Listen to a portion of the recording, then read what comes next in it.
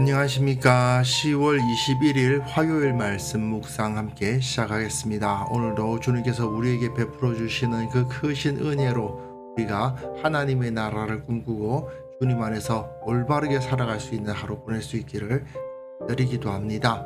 오늘 본문은 창세기 49장 28절부터 33절까지 말씀입니다.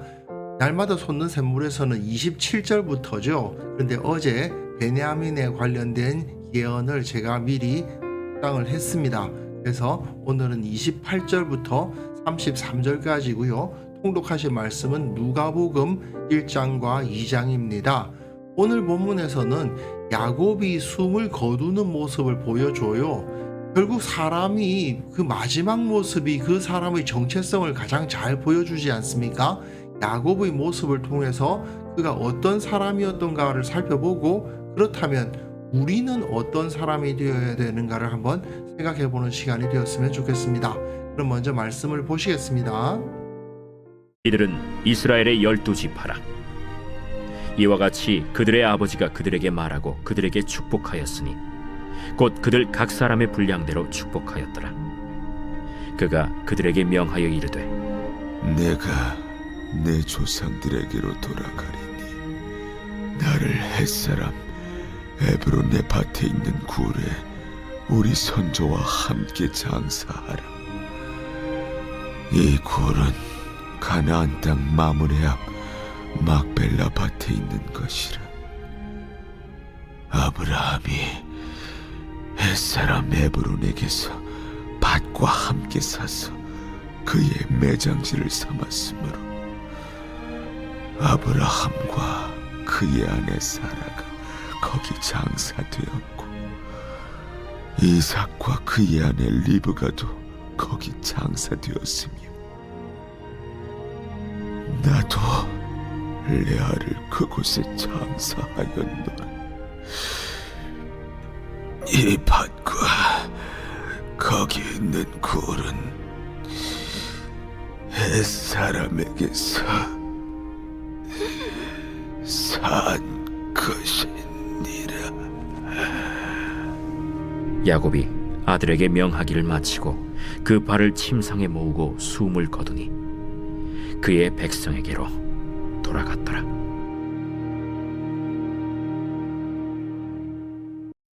이에 모세는 결국 오늘 본문을 통해서 그 이스라엘 백성들에게 너희가 왜 저 가나안 땅에 들어가서 저 땅을 점령해야 되는가에 대한 이유를 제시하고 있는 것이라고 할 수 있습니다.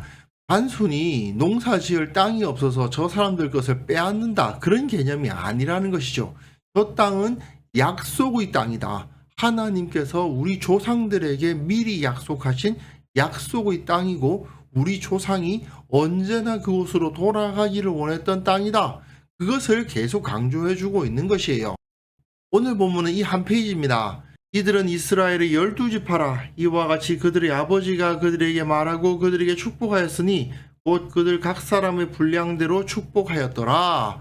그 12지파가 이후에 어떻게 될 것인가 하는 것을 야곱의 예언으로, 그 축복으로 주어졌다는 것이죠. 시므온과 레위는 지파라는 모습을 갖추지는 못할 것이다. 그리고 유다와 요셉, 에브라임과 므낫세 지파가 강력한 지파로서 그 땅을 차지하게 될 것이고, 또한 다른 각자의 지파들은 다 각각의 땅을 차지하게 될 것이다. 그리고 나서 야곱은 자신의 시신을 막벨라 굴로 옮겨서 거기에 장사하라는 것을 지시하고 있습니다.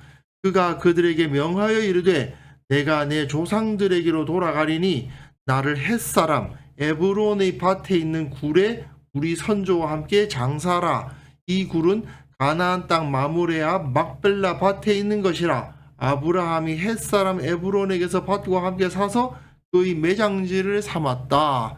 아브라함이 사라가 죽고 나서 그 매장지를 구하기 위해서 햇사람 에브론에게 엄청난 돈을, 그야말로 바가지를 제대로 써서 산 땅이 바로 이 막벨라 밭에 있는 매장지였죠. 그곳을 우리가 소유하고 있다라는 것을 말하면서 나를 그곳에다가 장사하라고 말하는 것입니다.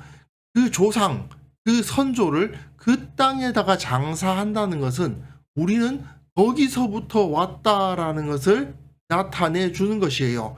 우리의 뿌리가 거기에 있다.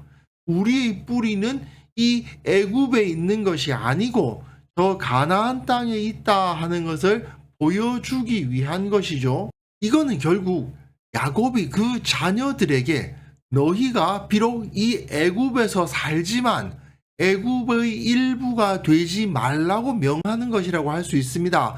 애굽 속에 살지만 애굽에 속하지 않은 자여야 한다. 우리는 어떤 사람들입니까? 세상 속에 살지만 세상에 속하지 않은 자여야 한다는 거 아니에요. 그 메시지가 바로 여기에 나타나고 있는 것이죠. 아브라함과 그의 아내 사라가 거기 장사되었고 이삭과 그의 아내 리브가도 거기에 장사되었으며 나도 레아를 그곳에 장사하였노라. 리브가와 레아의 죽음에 대해서는 사실 창세기가 기록하고 있지 않습니다. 그러나 바로 여기서 리브가와 레아가 막벨라 굴에 함께 매장되었다라는 사실을 알 수 있게 하죠. 라헬은 이곳이 아닌 베들레헴으로 가는 길 에브라 땅에 장사가 되었지만 레아는 이 땅에 장사가 된 겁니다. 그러면서 이 밭과 거기 있는 굴은 헷사람에게서 산 것이다. 여기서 아브라함이 헷사람 에브론에게서 밭과 함께 샀다라는 말이 두 번이나 나오잖아요. 이거는 그 땅은 확실하게 우리 땅이다 그 말입니다.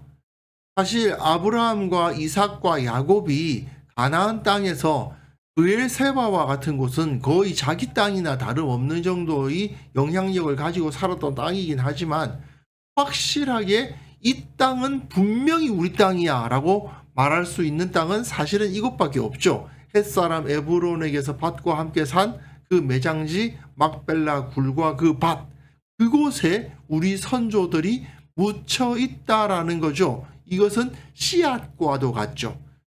우리 조상들이 마치 씨앗과도 같이 그 땅에 지금 묻혀 있으니 우리는 그 씨앗의 열매와 같이 그 땅으로 돌아간다.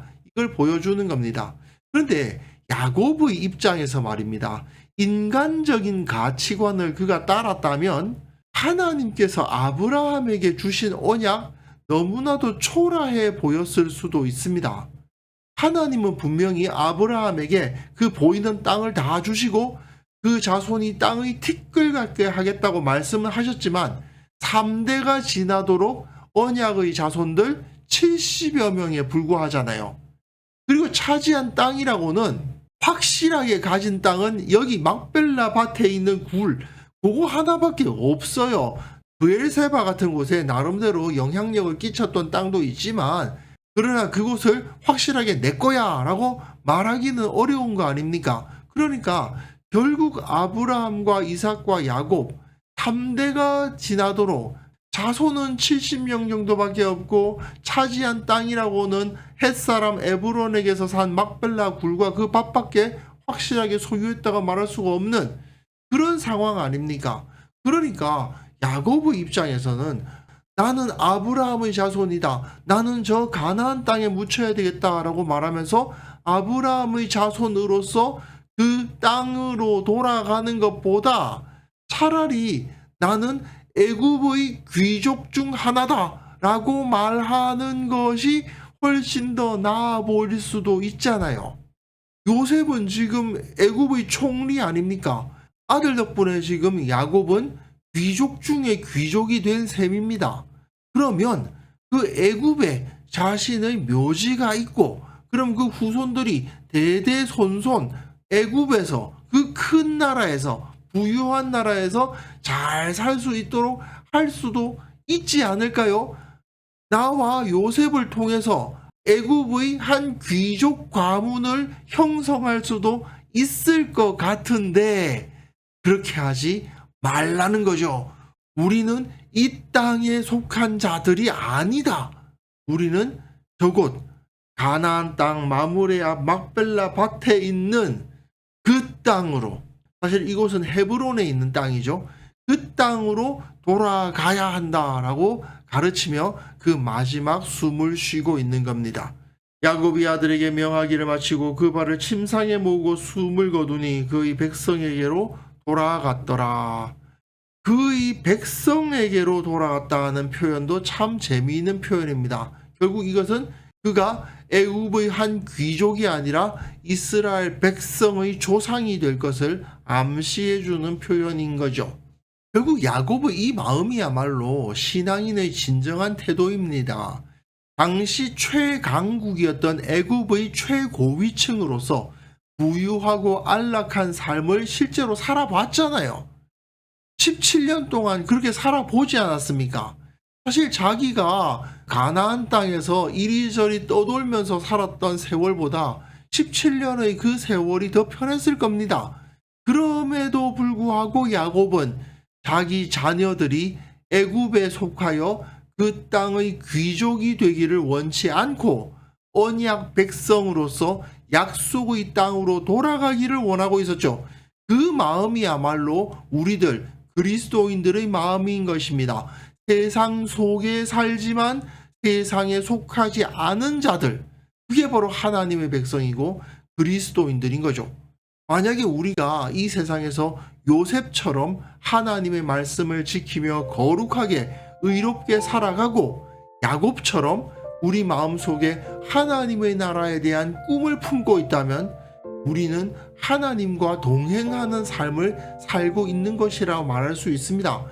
그렇게 했을 때 주님께서는 우리 삶 가운데 사람이 상상할 수 없는 풍성한 복과 영광을 허락해 주실 겁니다.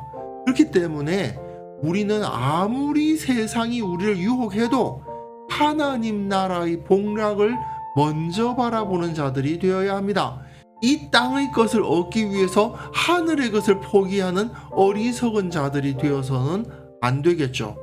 우리가 하나님의 자녀임을 감사하고 그리고 주님 안에 거하며 주님만을 사랑하는 그러한 사람들이 되어야만 될 것입니다. 그래서 이 시간 함께 기도하실 때에는요, 내가 이 땅에 속하지 않은 하나님의 언약 백성임을 잊지 않게 하옵소서. 우리 교회 모든 성도들이 이 세상의 어떤 것보다 하나님의 나라와 그 믿음을 중시하는 자들이 되게 하여 주옵소서. 함께 기도하는 시간 가졌으면 합니다.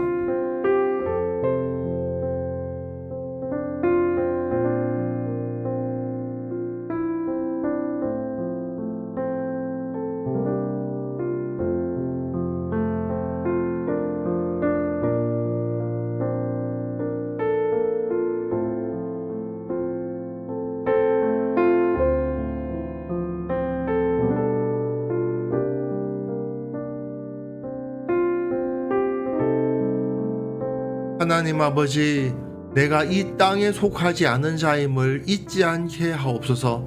나는 하늘에 속한 자요 우리 주님 십자가의 언약 백성임을 잊지 않게 하옵시고 이 세상에서 당당히 세상에 속하지 않은 자로서 살아가게 하여 주옵소서.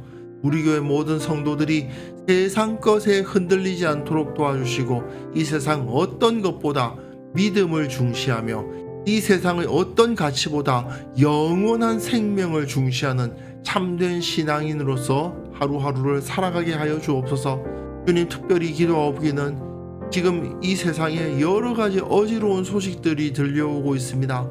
주님, 전쟁은 그칠 기미를 보이지 아니하고 각종 경제적인 문제들 때문에 수많은 사람들이 두려워하며 걱정하는 목소리가 들려오고 있습니다. 이럴 때일수록 우리 그리스도인들이 신앙의 정체성을 지키게 하시고 소금과 빛의 역할을 감당하게 하시고 진정 중요한 것이 무엇인지를 확실하게 드러내는 살아있는 신앙인으로서 역할을 감당하게 하여 주옵소서. 오늘 하루 살아가는 그 모든 삶 가운데에서 주님을 느끼고 내가 하늘에 속한 자임을 체험하는 하루가 되기를 원합니다.